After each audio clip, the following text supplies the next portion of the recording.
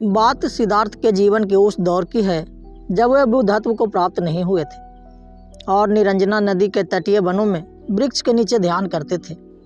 सिद्धार्थ प्रतिदिन ध्यान करने के बाद पास के किसी गांव में चले जाते और भिक्षा मांगकर लौट आते। कुछ दिनों बाद उन्होंने भिक्षाटन पर जाना भी बंद कर दिया, क्योंकि एक गांव के प्रधान की छोटी बेटी सुजाता उनके लिए नित्य भोजन लाने लगी। कुछ दिनों बाद उसी गांव का एक चरवाहा भी सिद्धार्थ से प्रभावित होकर उनके पास आने लगा। उनका नाम स्वस्ति था।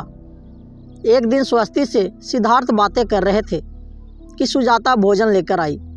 जैसे ही सिद्धार्थ ने भोजन करना शुरू किया, उन्होंने बातचीत बंद कर दी। स्वस्ति ने बात करने की कोशिश की तो सिद्धार्थ ने इशारे से उसे चुप करा दिया। जितनी देर तक वे भोजन करते रहे, बिल्कुल चुप रहे। स्वस्ति को हैरानी हुई। उसने सिद्धार्थ से भोजन करने के उपरांत पूछा, गुरुदेव, आप मेरे आने के बाद निरंतर वार्तालाप करते रहे, किंतु भोजन के दौरान एक शब्द भी नहीं बोला। मैं तो भोजन करते करते भी बातें कर लेता हूँ, आपने तो मुझे भी इशारे से चुप करा दिया। इसका क्या कारण है? सिद्धार्थ बोले, भोजन का निर्माण बड़ी कठिनाई से होता है। किसान पहले बीज बोता है, फिर पौधों की रखवाली करता है और तब कहीं जाकर अनाज पैदा होता है।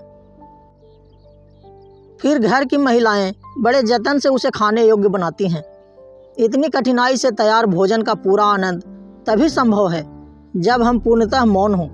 यदि हम भोजन को पूर्ण शांति से मौन रहकर अच्छी तरह चबा चबा कर खाएंगे तो यह आसानी से पचेगा, जिससे पेट कभी खराब नहीं होगा।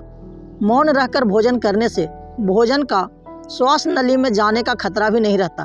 अतः भोजन के दौरान मैं मौन रहकर उसका पूरा आनंद लेता हूँ।